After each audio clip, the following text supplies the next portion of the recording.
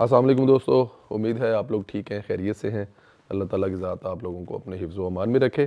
सर्दी तो है यार, थोड़ी थोड़ी लाहौर में है सर्दी, इतनी भी सादी नहीं है, लेकिन हमें यहाँ पे सर्दी इसलिए ज़्यादा लगती है कि हम लोग जहाँ रहते हैं वहाँ पे हर चीज़ जो है ना वो सेंट्रल हीटिंग सिस्टम है, चाहे वो दफ्तर है, घर है। मतलब हम घर में ऐसे ही रहते हैं जैसे कुछ गर्मियों वाले कपड़े पहने होते हैं। रीज़न ये होता है कि सेंट्रल आपका हीटर होता है, वो पूरे घर में आप उसको 26 पे 22 पे कर दें तो वो आपको टेम्परेचर वही देगा, बाहर जितनी भी सर्दी हो। लेकिन यहाँ पे बाहर ठीक रहता है, घर पे आके सर्दी लगती है। ये उल्टा जो है ना, क्योंकि ज़ाहिर है हर घर में जो है हर कमरे में तो हीटर लगा नहीं हुआ जो उसको सेंट्रल तौर पे गर्म रखे। बट एनी हाउ, कोई गल नहीं, 5-7 दिन दी मेहमान है। फिर यही वाली सर्दी आपको 2-2 ढाई-ढाई लाख रुपया दे के महीने के हिसाब से लेनी पड़ेगी जब हर कमरे में एसी चलेगा ना। और ये वाली सर्दी जो है आपको लाखों रुपए दे के लेनी पड़ेगी। अल्लाह ताला की ज़ात आप लोगों को अपने हिफ्ज़ मान में रखे। दोस्तों, इक़्तिदार का नशा बहुत ही बुरी चीज़ होती है। जब ये जिसको लग जाता है और जो इस नशे का हो जाए फिर वो सरकशी पर उतर आता है। जो अवाम की खिदमत करना चाहते हैं वो तो इक़्तिदार को अल्लाह की अमानत ही समझते हैं और अवाम की खिदमत भी करते हैं। लेकिन हमारे निगरान जो कि गैर मुंतखब हैं, अवाम का वोट लेकर नहीं आए, शायद वो इस नशे के आदी हो गए हैं और वह बाज़ नहीं आ रहे अपनी हरकतों से। इनकी ख्वाहिश ये बनती जा रही है कि जितना इक़्तिदार से वो चिमट सकते हैं वो चिमटे रहें। इस मकसद के लिए हर रोज़ कोई ना कोई साजिश सामने आ जाती है। अब साजिश ये हुई है कि सेनेट में अचानक एक सेनेटर इंतखाबात मुलतवी करवाने पर आया है और पूरी एक साजिश तैयार हुई है कि मतलब एक सेनेटर है, वो एक करारदाद लेके आ रहा है और उसके पीछे जो नज़र आ रहा होता है, अच्छा वो मैं जाके आगे बताता हूँ आपको, क्योंकि आज एक प्रोग्राम में था तो वहाँ पर हमारे साथ वो सेनेटर साहबा थी, उन्होंने बताया कि ये सारा कुछ हुआ कैसे है। मतलब जब तमाम सेनेटर की तादाद जिन्होंने ये करारदाद पेश की उनकी टोटल तादाद 14 थी और चेयरमैन सेनेट के चैम्बर में बैठे थे, उस वक्त कोई गुनसुन ही नहीं थी और ऐसी कोई करारदाद आएगी, मतलब एजेंडे पर कोई ऐसी करारदाद नहीं थी, एजेंडे पर ऐसी कोई चीज़ नहीं थी। ये अचानक हुआ। जैसे तो मैं बताता हूँ आपको साथ साथ कि ये मतलब अचानक कैसे हुआ कि वो कि किसी को पता नहीं था कि एजेंडे पर इस किस्म की कोई करारदाद है कि इलेक्शन लेट कर दिए जाए। जैसे ही इजलास शुरू हुआ, सेंट्रल दरावर करारदाद पेश कर देता है और चेयरमैन सेनेट टेकअप कर लेता है। यानी चेयरमैन सेनेट सादक संजरानी भी इस साजिश में पूरे पूरे शरीक हैं। पीटीआई का एक सेनेटर भी इसकी हमायत में वोट देता है, करारदाद मंजूर करा देता है, जबकि पीपल्स पार्टी का सेनेटर बहरामान तंगी भी खामोशी से बैठा रहता है और मुखालफत नहीं करता। यानी पीपल्स पार्टी के सेनेटर ने भी साजिश का पूरा साथ दिया क्योंकि खामोशी नीम रजामंदी होती है। एक ही शेर सेनेट में मौजूद था जो गरजा और बरसा। वो शेर सेनेटर मुशाहिदुल्लाह मरहूम का साहबजादा सेनेटर डॉक्टर अफनानुल्लाह था, जिसने खूब गरज बरस कर सख्ती से मुखालफत की और इस करारदाद को घर तक छोड़ के आए, बल्कि उस अजलास के हीरो ही जो है वो डॉक्टर अफनान थे।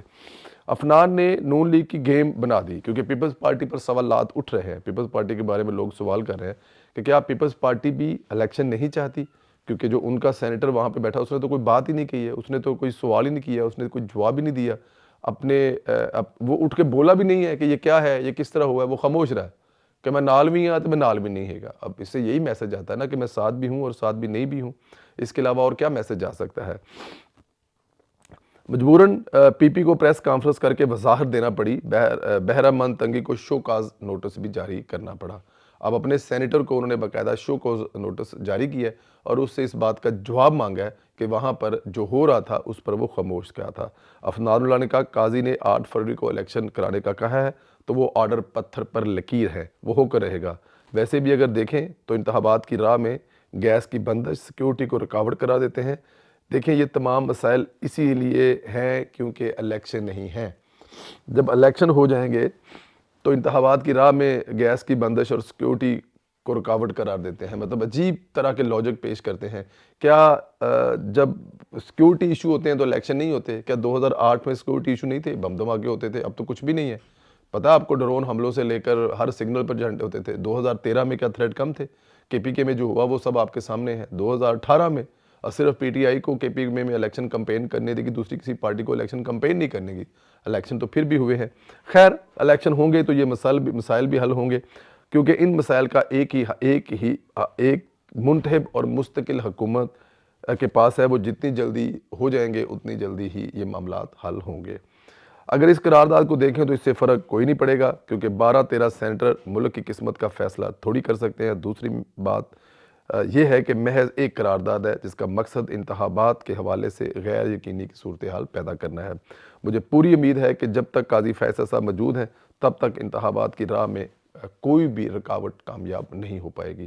محافظ ہیں قاضی صاحب اس الیکشن کے، اور قاضی صاحب جو ہیں اتنی جلدی اس الیکشن کا جو ہے نا وہ پیرا دینے سے باز نہیں آ سکتے، وہ آخری دم تک پیرا دیں گے، باقی اللہ تعالیٰ کی ذات ان کی زندگی کرے۔ عمران خان نے برطانوی جریدے میں جو پاکستان کے خلاف جیل میں بیٹھ کر زہریلا مضمون لکھا ہے، یہ بہت بڑا بلنڈر مارا ہے۔ میں نے کل ہی کہہ دیا تھا کہ عمران خان خود ثابت کر رہا ہے کہ وہ جیل میں کیوں قید ہے، یعنی جواز پیش کر رہا ہے، ریاست پر حملے کر رہا ہے۔ خیر نگران حکومت نے عمران خان کے اس اقدام پر برطانوی جریدے دی کمیونسٹ کو ایڈیٹر کو خط لکھنے کا فیصلہ کیا ہے۔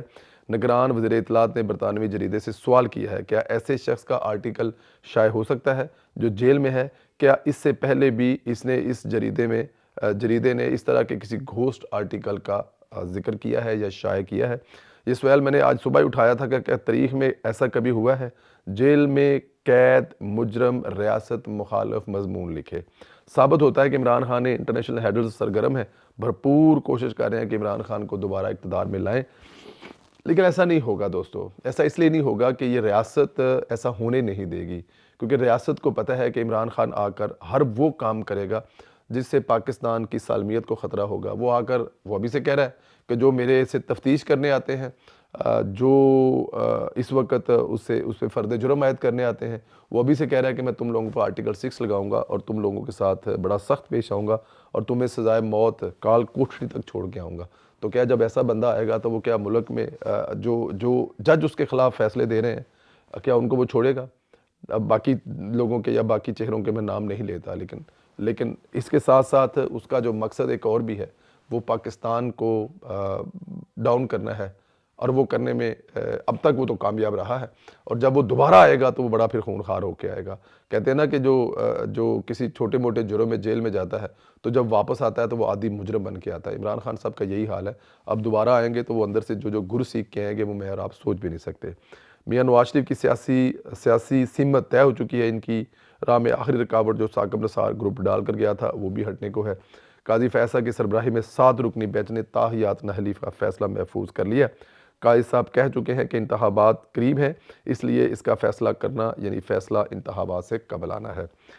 سماعت دیکھیں تو ریمارکس اور ریفرنس کے مطابق تاحیات نہلی کی اسلامی روایت اور پاکستان کے آئین میں کوئی گنجائش نہیں ہے۔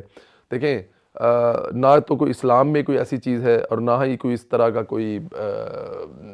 کا کنسیپٹ پاکستان کے آئین میں ہے، اور جب پاکستان کے آئین میں بھی نہیں ہے اور چلے اسلام میں بھی، کیونکہ اب لفظ یوز ہو رہا ہے تو اسلام میں بھی اس طرح کہ آپ کو کوئی دیکھیں خدا بھی جو ہے نا وہ جرم معاف کرنے والا آتا ہے، کوئی ایسی غلطی۔ اور پھر دوسری یہ بات دیکھیں کہ صرف اثاثے نہ چھپانے کے لیے 5 سال جو ہے وہ سزا دی جاتی ہے۔ قتل کرنے پر کوئی ایسی سزا نہیں ہے کہ آپ الیکشن نہیں لڑ سکتے 5 سال کے لیے۔ فراڈ کرنے میں کوئی نہیں ہے، اربوں خربوں کے فراڈ کیے ہوتے ہیں۔ یہ 9 مئی کے واقعے میں جو لوگ ملوث ہیں، جن پر الزامات ہیں، جن کے کیس پینڈنگ ہیں، جو ابھی تک پولیس کو مطلوب ہیں، ان کے ڈاکومنٹ جو ہے وہ ایکسیپٹ ہو رہے ہیں اور وہ الیکشن لڑنے جا رہے ہیں، تو میرے خیال میں یہ بہت بڑی زیادتی ہے جو کہ نہیں ہونی چاہیے۔ اچھا، آج ایک ٹی وی ٹاک شو میں تھے جی، وہاں پر اظہر صدیق صاحب جو ہے کہ وہ آپ لوگ جانتے ہیں ان کو، وہ جو چشمے والے ایک ناکام سے وکیل ہیں، 2-4 کیسوں میں ان کا ایک خاص قسم کے کیس ہیں، وہ جو لے کے جاتے ہیں کبھی پنجاب گورنمنٹ کے خلاف تو کبھی کسی چیز کے خلاف کبھی پیش ہوتے ہیں، تو ان کے ساتھ ظاہر ہے انہوں نے اپنی باری پر پوری بات کی، بلکہ کافی زیادہ بات کی۔ میرے علاوہ جو اس میں ایک پاکستان پیپلز پارٹی کی سینٹر صاحب تھے، انہوں نے بھی کہا کہ یہ لگتا ہے کہ پاکستان تحریک انصاف کا پروگرام ہے، اس میں صرف پاکستان تحریک انصاف کا ہی بندہ بولے جا رہا ہے، کسی اور کو بولنے دیا ہی نہیں جا رہا۔ تو جب میری آئی باری تو میں نے ان کو جواب دینے کی کوشش کی تو وہ بات سننے کو تیار نہیں تھے۔ انہیں کے کیے ہوئے الفاظ جب میں نے ان کے منہ پر مارے، وہ کہہ رہے تھے کہ جی خواجہ آصف نے یہ بات کی ہے تو اس وجہ سے مطلب کہ جو ہے نون لیگ وہ ڈیفینڈ ہو جائے گا، مطلب خواجہ آصف نے کی ہے۔ تو میں نے کہا جی اگر آپ خواجہ آصف کی یہ بات آپ کو اتنی پسند ہے تو پھر خواجہ آصف تو بہت ساری باتیں اور بھی کرتا ہے۔ خواجہ آصف تو یہ بھی کہتا ہے کہ عمران خان جو ہے وہ ہسپتال کے پیسے جو ہے جوئے پہ لگا کر کھا گیا، عمران خان کے بارے میں بہت ساری چیزیں ایسی کہتا ہے۔ آپ پھر وہ بھی تمام باتیں مان لیں تو پھر ہم آپ کی یہ بات مان لیتے ہیں کہ خواجہ آصف نے یہ جو بات کی ہے ٹھیک ہے، یہ غلط ہے، خواجہ آصف کی ذاتی رائے ہے۔ لیکن خیر جب وہ نہیں باز آ رہے تھے اور میری بات میں مسلسل بول رہے تھے تو مجھے پھر وہاں پر مجبوراً کہنا پڑا کہ جناب یہ اس کو جناح ہاؤس نہ سمجھے، یہ ٹی وی پروگرام ہے، یہ نہیں ایسا ہو سکتا کہ آپ جناح ہاؤس میں آئیں، بدماشی کریں، آگ لگائیں اور آگ لگا کر چلے جائیں۔ یہ ٹی وی پروگرام ہے، اس کو ٹی وی پروگرام کی طرح ہی چلنے دیں۔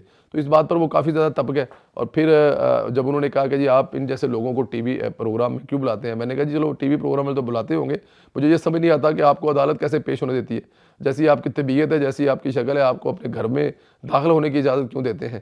خیر وہ ایسے ہی تھا، لیکن اس کو پی ٹی آئی کے کچھ گروپس میں یہ کہا جا رہا تھا کہ پرویز سندھیلا اور اظہر صدیق کی ہاتھا پائی ہو گئی ہے۔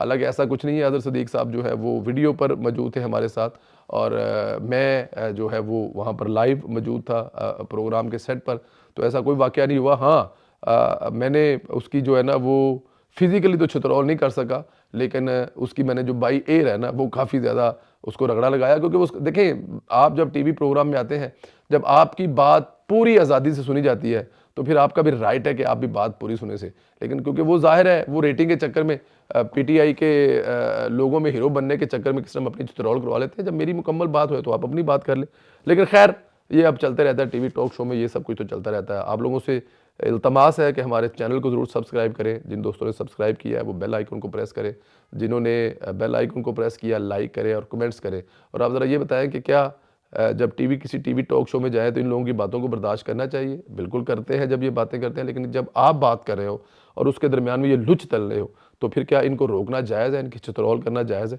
اس سوال کا جواب ضرور دیں۔ واٹس ایپ گروپوں میں یہ پروگرام شیئر کرنا مت بھولیں۔ اپنا خیال رکھیں، اجازت دیں، خدا حافظ۔